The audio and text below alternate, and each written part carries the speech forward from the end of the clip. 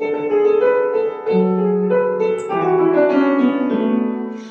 Новый год, как в сказке, полным-полно чудес. Спешит на поезд елка, покинув зимний лес.